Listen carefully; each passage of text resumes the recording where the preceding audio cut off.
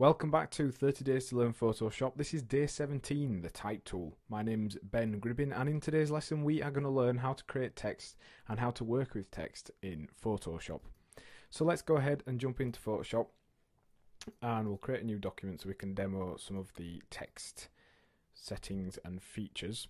So the text tool is selected by pressing T for text, and there are a couple of different ones. There's the horizontal type tool, there's the vertical type tool, and then there's the horizontal and vertical type mask tools. We're going to talk about the horizontal and vertical type tools. Now you will see when you select these tools you have the ability to change the cursor to this text cursor, and clicking onto the layer or anywhere on the document will create a text layer. Just clicking once in a single place will create a text layer that you are able to keep typing, and this layer will drop down. When you press enter, you can actually manually enter in text on new lines, and it's sort of never-ending text tool. Whereas if you click and drag, keeping your mouse down, you create a paragraph box. So on a paragraph box, if you keep typing, it's restrained within this box. So it's somewhat like a text box in Microsoft Word or Pages. So you can see the difference between those two. Options for the text tool. Well, you've got the font face or typeface here. So you select a new typeface. You can set the style, the size, the anti-aliasing. Let's just show you what anti-aliasing is if you don't already know. So if we type in a word, literally, and set this to a font where we can demo this. Let's make it nice and big. This anti-aliasing feature allows us to smoothen out the edges of our type. Now you see when I put it to none, which means it's turned off, we get these really rough, jagged edges. Whereas if we put it onto smooth, Photoshop actually renders and works out how it can soften up and crisp up the edges, and it just makes them a whole lot smoother. So you've got smooth, strong, crisp, sharp, and then none, and there is a big difference.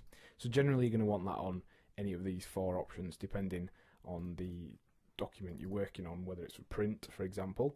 When you're typing in the text box, to commit, if you press enter on the numpad, or you can click the move tool, or you can click one of these two options up here. So this one on the left would cancel any current edits, this one on the right would commit any current edits, and it just closes off, locks the box off.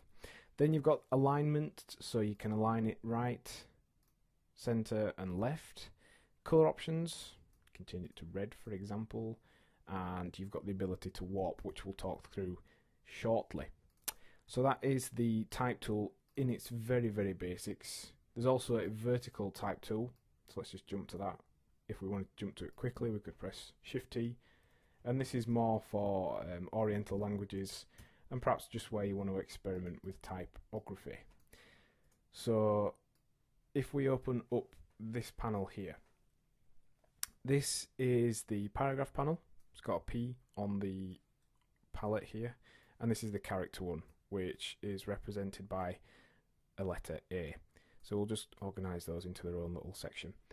Starting with the character one, basically it's a replication of the above, except this time it's got a little bit more information, a few more settings and things like that. Let's just show you how these work.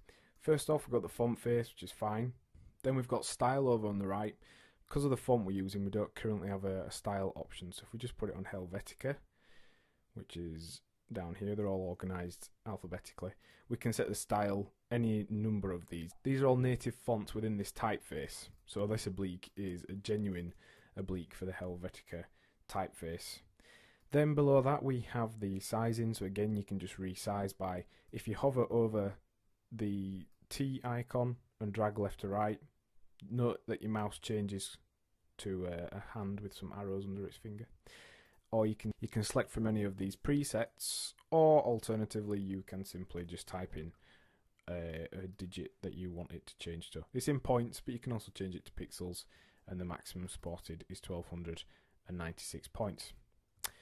So we'll just undo that, and then we'll look at leading. So you'll notice this paragraph we created, quite blown out. The line height is quite extreme, and that is what is known as the leading or line height. So in order to change that, again, click on the icon, drag left to right. You can enter an automatic setting, so this is the default line height for that font, and also you can use one of the drop down menus. And then there is kerning. Kerning is a way of manually changing the spacing between two characters, and sometimes you'll need to do this because the fonts are rendered automatically. Sometimes, particularly on capitals, you'll notice that spacing between elements is very slightly out, or is actually appears to be out when it isn't. For example, or on an A character, this gap here is very different to the gap here. So kerning is just a way of being able to pull the two back together. So you can change it to a minus number, or you can have it at 0, which is default, and you can change the measurement of that. And then tracking over here, you can change the spacing between all the characters within your text. So if we zoom out again, and let's undo all the changes we just made. We click onto this box and we put the tracking to, let's just keep going with it. Let's just keep extending, and you'll notice that our letters are all widely spaced apart now. So that's part of tracking. Below that, we've got the width and height of our text, so we can vertically scale and horizontally scale the text, but really this just kind of distorts it. So it's not a brilliant setting, not something that you're going to really need to use, because it just distorts text and makes it look rather amateur. And then below that, you've got the baseline shift and color option again. So if you just click on that, you can change the color of your text. Baseline shift, very, very simple.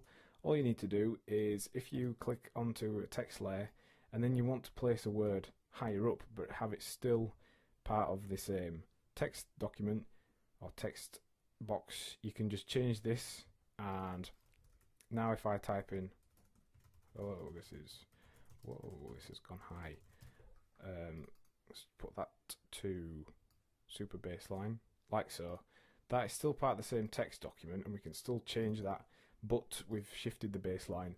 So that's just a way of being able to reposition elements. Perhaps if you want to do a singular line across the top of a monitor, you could have the word right up at the top in different fonts, different sizes, but still part of the same text box. And then along the bottom, you've got 4 bold, 4 italic. These are interesting settings because sometimes fonts don't have a native bold. You can actually make Photoshop pretend they are, which is pretty good at doing, but sometimes it can cause a couple of bugs and errors and it might not render too well. And then pressing italic does the same thing, does a pretend italic. We've also got a capitals option, which changes all your text to capitals, and if you turn that off, it resets them. We've got the ability to capitalize the start of each word, but also set the rest of them to small caps. Then you've got subscript and superscript, which you'll see in things like the names of elements. If we change that to H2O, or superscript, just puts it smaller and above the baseline. And then finally you've got underline, which you should probably know what that does. And we've also got strike through, which, as the name says on the tin, puts a strike through the text. So that's a number of options we've got there. Again, we've got repeats of the anti-alias options and also the language we're typing in. Then on the paragraph box, we've got a couple more options. We've got the ability to indent text. So for example, let's say you wanted to put a picture within this paragraph. You can indent the text by using these options. This is going to indent the left margin, this is going to do the first line, and this is going to add space before the paragraph, whilst this one will add space afterwards. So if we do the left margin one, it should move them all, hopefully, across. So let's do the left margin, and yes it is, and we can again just use this to drag the option out. Alternatively, we can do the first line. so. Let's just separate those out so we can do that separately. So now that one's moving independently of these, because they were all one word technically, that's why they're all moving as one. So that's just something you want to look out for sometimes. So you can move the indentation of different words, which is good if you want to position your text around pictures and such. And also we can set hyphenation on or off. Let me show you what that does. If we press hyphenate, you'll notice now it's putting a little dash in automatically for us at the end of each line, rather than just putting the word onto another line like it was doing before. Sometimes it's handy if you're creating long rows of text, but some people don't like it, so it's up to you. And then you've got more alignment options. You've got the standard 3, left, centre and right justification, and then you've got justify left, which will, if we write in a proper sentence, this is a proper sentence, and then space that properly. This will align them against the right margins and the left margins, but the last sentence will default to the left. But you notice you start to see these little gaps appearing, so that's something you want to be aware of. We can centrally justify them, so again, all the same, apart from this last line is in the centre. And we can right justify, so again, same thing, but this is on the right margin. And then we can do a full justification, which is okay, providing your last sentence hasn't got 4 words on and ends up looking like that. Now we have talked about shapes, and you can use text with Photoshop shapes. So let's go ahead and create a circle.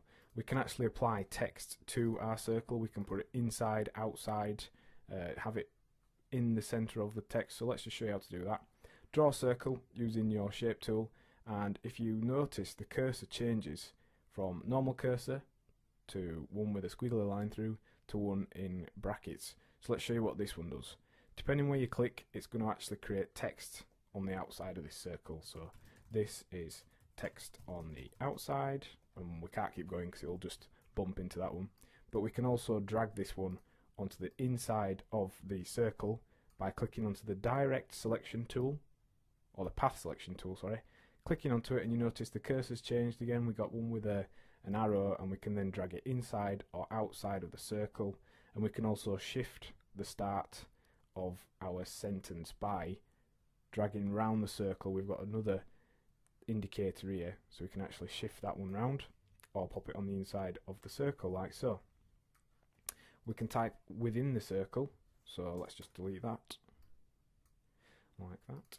Click onto the circle, and then now this is text wrapped inside the circle, and you can see it does a pretty decent job. All the alignment things and text features that we've just talked about all work. So if we keep going, you can see that we can align it within the circle still. We can do all kinds of cool stuff with that. Now you can use that technique to draw long paths. And one final thing we're going to show you, or two final things, we're going to warp some text. So this is text warped. So let's make that a little bit bigger. There we go. And if we click back onto the edit mode, so just clicking onto our text, you see this looks a bit like a sad face. Click onto that and it says warp text.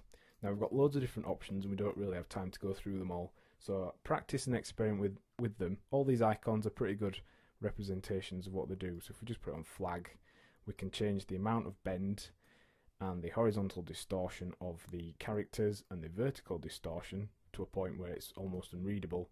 Hit OK, and you can see we've been able to distort our text. Now that is still completely editable, so this has been edited. So very good tool, very cool. You can create some really nice features out of that. And then one final one, if we just type in the following sentence, this sentence is misspelled or misspelt. It's hard to misspell on purpose. Do that, and if we go to edit and check spelling, we can open up a spell checker, which is very handy, and that will follow along with the language you have selected here. So what have we learned in today's lesson? Well, we've looked how to create paragraph text and a free-flowing text layer, so the one that doesn't have an end. We've looked at the character and paragraph panels. We've considered using text on paths and shapes, and we've shown you how to do spell checking text in Photoshop. Now your task for this lesson is to create a layout with the following: a menu with 6 menu items, so using a free-flowing text layer will be useful for that, and then 2 columns of text underneath, so you'd use the paragraph for that. And really what you're doing is making a very, very simple mock web page. Next time on 30 Days to Learn Photoshop, we'll be looking at the pen tool. Thanks for listening.